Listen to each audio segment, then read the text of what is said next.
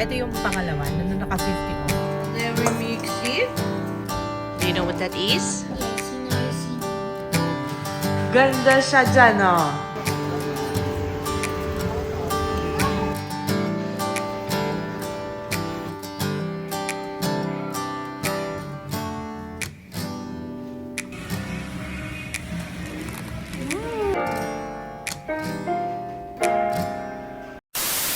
Hi, I'm Chris, a Raketera homeschooling nanay kay Liam at kasamang aking Diyosawang si Justin.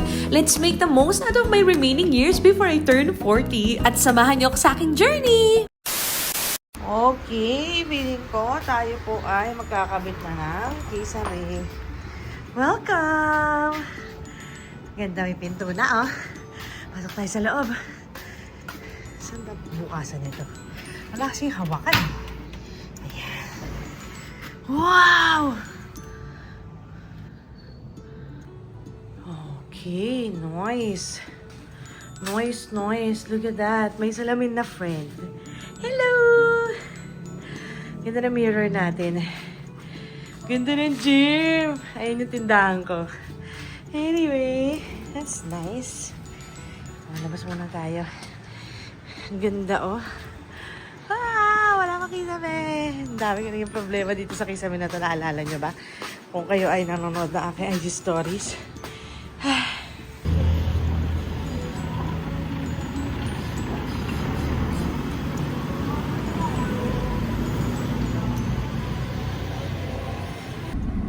Sobrang init.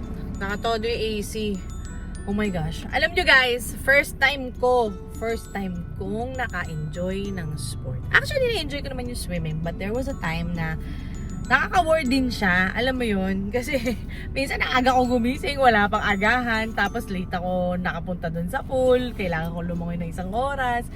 Minsan may mga ganong feelings ako about swimming. Pero love ko pa rin naman yung swimming. But pickleball is a different type of sport. Siguro may factor dun yung yung pagiging social butterfly na akalain niyo yan.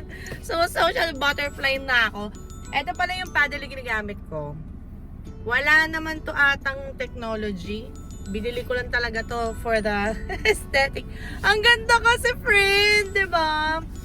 Ito yung yung nagkaroon kasi ng deal doon na buy one get the second one at 50% off. Ito yung pangalawa, na naka-50 off. Parang around, if I'm not mistaken, mga halagang 3,000 siguro to. Pakamahal ng paddle, nakakaloka. Tapos bumili ako ng ng maraming pickleballs. Kasi magpa-practice ako, magte-training ako sa sarili ko. DIY ng serve, Nagte-training naman ako ng may coach. Kaso kasi, syempre, ang mahal naman nung every week, 2,000 ko ng 2,000, di ba? So, gawin natin every 2 to 3 weeks ako magte-training with my coach. Pero, I'll try my best na every other day or kung kaya-kaya ko, every day magpa-practice ako doon sa kung saan kami naglalaro. So, ang cute-cute, Hindi ko masyado napapakita sa inyo yung mga laro ko kasi kapag nandun na ako, hindi na ako nagsi-cellphone. Yun naman ang magandang bagay sa pickleball. Napansin ko na, di ba may mga nanghi-hate nga sa pickleball na, ano lang naman yan trendy lang naman yan, kaya dami tao gusto. Wala pa rin, tennis pa rin na mas maganda. I mean, okay, kung fan ka ng tennis at isa kang purist, then hindi mag-tennis ka. Don't hate on people who love playing pickleball. Kasi, mas okay na yun kaysa mag-doom scroll tayo, no? Nako, ang mamitis ninyo, ang screen time ko, nabawasan nung nagsastart na ako maglaro ng pickleball. Paano ba naman kasi? Alas 4:30, magta-travel na ako. Pagdating ko dun sa court, alas 5. Hanggang na yun? 8:30 or alas 9. Tuloy-tuloy yun, laro-laro, chika-chika, ganyan. So, ayun. Ang saya lang. So, ayun. Lalagay ko yung links dito mga to, ha? Doon sa baba. View ng aming likuran. Para siyang isang malaking junk drawer na mga sports equipment at saka mga laruan ni Liam. Meron akong 2 scooter dito kasi si Liam, minsan yung isang kalaro niya hinihiram. So, yung scooter na to, kay Liam talaga to kasi kinalakihan niya na tong kulay pula. Minsan ako gumagamit niyan, pero na-realize ko, hindi siya pang Malabon streets. Kasi ang pangit ng streets dito, lubak-lubak. So, kay Liam na lang yan. Doon na lang yan nagagamit kapag nasa court kami. Eto! Lahat to pang pickleball ni Mami Chris. Meron akong swim bag pa na nandito. Pero hindi pa kasi ako nakakapag-swimming ngayon. Magbabalik ako sa pagsuswimming sa susunod na buwan pa siguro. Ayan, may bola doon. Yeah! Ang dami ko pang pickleballs doon, no? Pero kada laro ko, nahihiram kasi or naiiwanan ko. Kaya, ayan. Dadagdagan na lang natin siya para pag nag-practice ako ng mga serves and moves ng Mami Chris. Ay, kay kalat, ah. Okay ba yung pag-liters ng Mami Chris? Tara, mag-practice tayo ng serve ko kasi hindi pumapasok. Nung mga huling laro ko, hindi pumapasok. So, marami tayong bola dito. Hopefully, makapasok ako. Kahit 5 lang, okay na sa akin. Diba? Doon pa lang eh.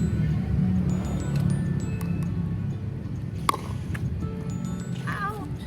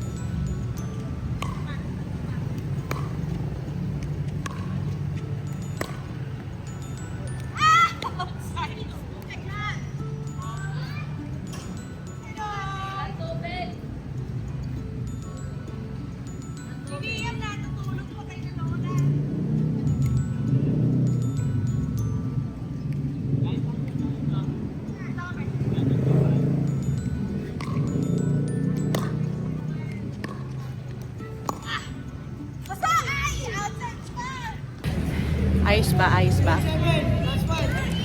Okay, one more.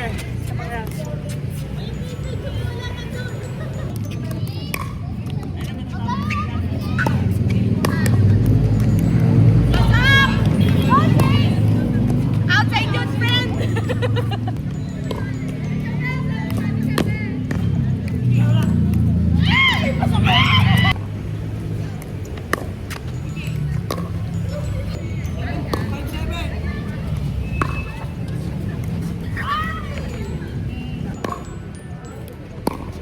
Go, Jace! Outside po! Charis! Ang galing ko naman na predict. My gosh, naligo muna ako, nalalagit ako. Let's move on to the pasta! First of all, lagyan natin ng toyo. What? Bakit may toyo? Mamaya malaman yung bakit. At ano yung buong bagay na yun.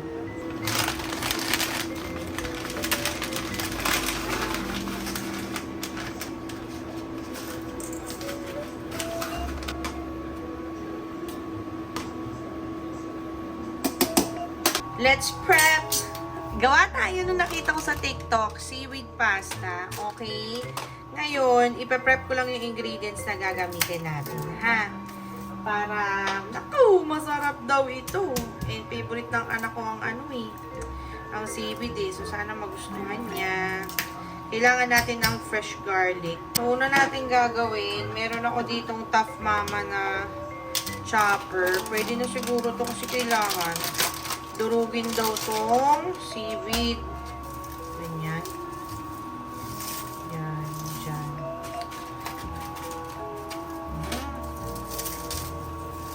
Excited ako ah. Ayan na siya. Oh. Tapos, sesame seeds. Paano yun? Paano nilalagay sesame seeds? Okay, ayan na siya. And, oh, it works! Oh, that's so cool. Ngayon, titimplahan na natin to. Pwedeng toyo or in my case, para mas masarap, tempura sauce na lang. Wow! Tsaka, sesame oil. Tapos, garlic. Tama ba ako? Paano ko ngayon to anuhin? Ayun, grate natin yung garlic. Okay. Ayan. Tapos, lagyan natin ng konti lang na asukal. Okay, stevia lang yon. And then we mix it. Turning it into a paste. Siguro masarap to kapag may chilo. Okay, luto na yung pasta. Hangunguin na natin, ha? Okay? Kailangan pala nito ng raw egg. So, sana yung makuha ko, hindi bugo. Ay, it was perfect! Dala-dalawa sila dun, oh. Ay, kita niyo yan? Dalawa sila. Kainin ko egg whites. Swerte. And then we mix it. Kasi may pagka-carbonara daw to. Let's see if this is any good. O, ayan. Lalagay na natin yung pasta na sana hindi ko na-overcook.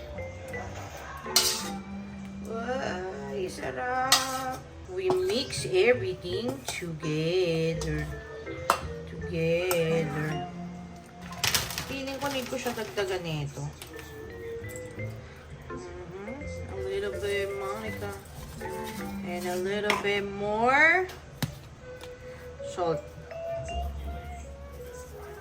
Lagyan natin ng cheese, ha, para mas masarap. Sarap. And tada! Nilagyan ko lang ng chili flakes para masarap. Kalat, di ba? Pero tara, let's eat! Do you know what that is? Yes, Sinoy seaweed pasta. Tikman mo.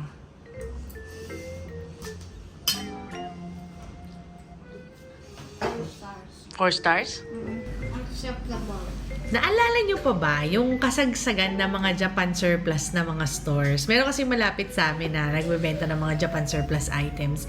Naalala ko dati, harap pa lang hindi pa nakakapasok sa loob, may pwede na ako mabili. Alam niyo yung ganun? Ngayon, parang sabi ko, parang ang hirap na makapili ng mga bagay na, ano ba ang tamang salita? Yung eclectic o kaya yung mga hindi mo naman kailangan pero good to have. Yung ganun, or very, very useful, kumbaga. Ewan ko, theory ko lang to kasi nananahimik naman yung mga Japan surplus na mga negosyo. Malamang may nag-regulate na naman dyan sa gobyerno ko. Kaya tuloy nagkaganto-ganto yung...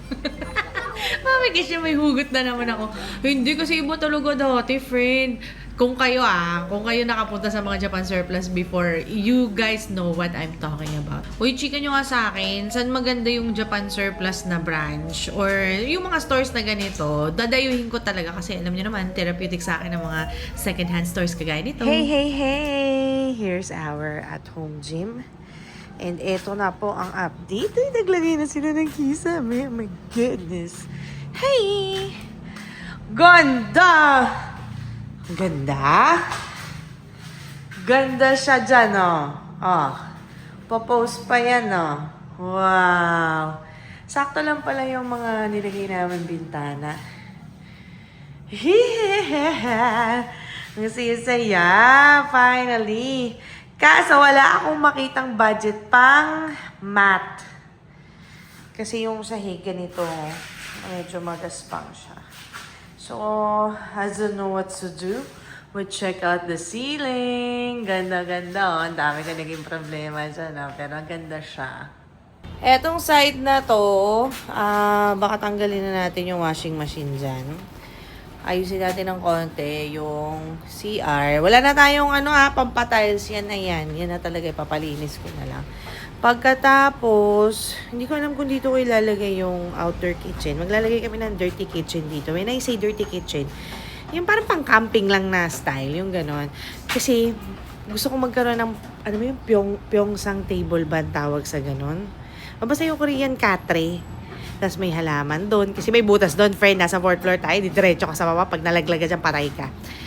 Baka dito na lang, no? Kasi may garden pa ako ilalagay dito. So, saan na yun? Saan na yun mangyayari? Nakakaloka. Huwag na kaya ako maglagay ng table, no? Garden na lang to lahat. Oh yeah, gardenin na lang natin to. Hi guys, today mag-Mandarin class ako.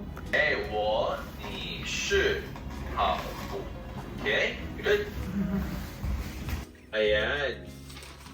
So, we don't have much time left, guys.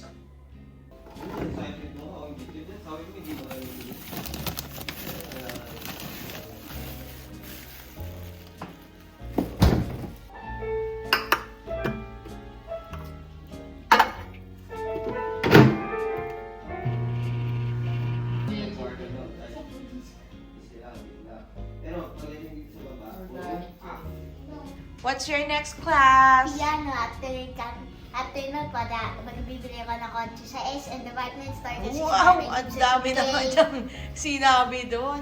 So, magma-music class naman siya. Piano class siya. For 1 hour.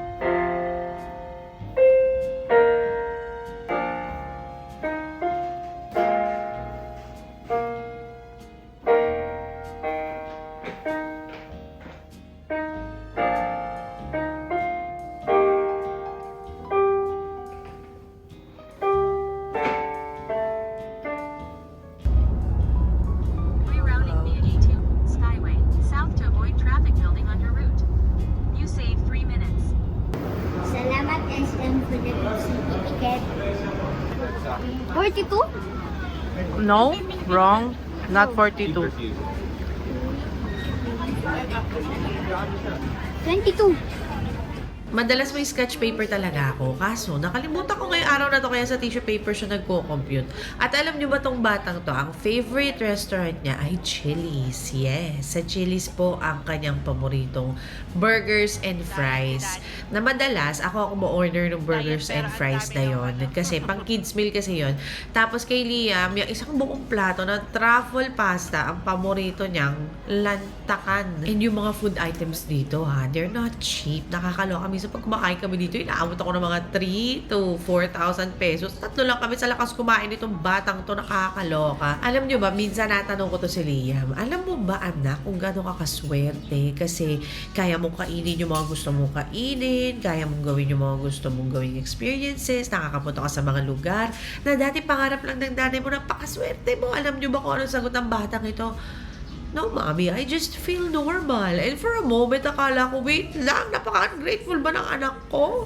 Or maybe, Justin and I did such an amazing job na yung mga bagay na kinukonsider namin as luxury noong childhood namin and normal part ng buhay ng anak ko. Sabi nga a child who feels secure enough to say this feels normal can also mean na we've successfully created stability for him. Siguro sa isip ni Liam, no, yung love, yung provision are just part of life because we've made them consistent. Pero with everything going on right now, because the Philippine government is a circus, nakakaloka. Alam nyo ba, yung emergency fund ko dati, a few years back ang computation ko, it's good enough for 2 years. Kung 2 years mawala kami ng trabaho, mabubuhay pa rin kami, walang magbabago sa lifestyle namin, ma-afford pa rin namin. But now, yung purchasing power ng peso, oh my gosh, yung amount ng emergency fund na naipon namin na good for 2 years ha. Parang ngayon, less than a year na lang siya. Kaya, hindi ko maintindihan ba't may mga tao na sobrang saya na ang taas ng dollars. Siguro dahil dollars yung kinikita nila, tapos nakatira sila sa Pilipinas. Ako din naman kumikita ako ng dollars, paminsan-minsan, pero mas madalas yung kumikita ako ng peso. And my gosh, yung mga nabibili ko dati, parang kailangan ko nang mas dagdagan yung budget ngayon. Ang nakakatawa pa dyan, dati, consistent na mga nasa 6 digits siguro kinikita ng Mami Kish niya, no? Ngayon, less than the girl. Tapos yung expenses nasa 6 digits. Ang goals, ang dami nun ha. Ang goal, marami naman talaga akong goals. Ang goal ko is kumita tayo ng 350,000 every month. Pero hindi ko alam kung anong klase trabaho kailangan kong pasukin para kumita tayo ng gano'ng kalaki every month. Ano, kailangan ko naman sumayaw. Kailangan ko naman picturean yung pa ako. Hindi ko alam. May natitira pa naman akong dangal. Kaya gusto ko pa rin malinis yung paggagalingan ng aking kita. Pero saan siya manggagaling, girl, with everything that is going on? Even yung mga kliyente ko dati, talagang tatagain ka eh. Talagang yung mga bagay na pwede mong ihagil na mas malaking bayad sa'yo. Ngayon, medyo, kahit minsan ginagamit ko ng dahilan yung, ay, mahal po kasi yung gas, baka pwedeng ganito na lang yung rate natin. Ay, girl, hindi na siya tumatalab. Maraming mga ex-deals na lang na pumapasok. Feeling ko, I am being redirected. Iniisip ko nga, kailangan ko na bang bumalik ulit sa pag-aaral to learn another skill para mas marami akong kliyente na foreigner, para mas maraming dollars na pumasok kaysa sa peso. Alam nyo, nalilito talaga ako. Hindi ko alam kung anong gagawin ko. Talagang sa panahon ngayon, dapat open ka talaga sa mga opportunities. Hindi pwede maging choosy friend. Ako talagang ang number one motto ko noon hanggang ngayon, kahit anong trabaho, basta marangal kahit anong trabaho, kahit hindi nakakaganda ng image, no? Kahit medyo mabaho, kahit medyo mainit minsan, gagawin ko yan, friend. Kasi alipin ako ng salapi. Ay, grabe. Ang challenging, kapag yung mga bagay na nakapagpapasaya sa'yo, yung nakakapaghatid sa'yo ng worth, ng satisfaction, ay nakadepende rin sa budget. Oo. Kaya sabay-sabay tayong bumoto ng tama. Pumili tayo ng tama. Hindi yung 3 times MVP plunderer.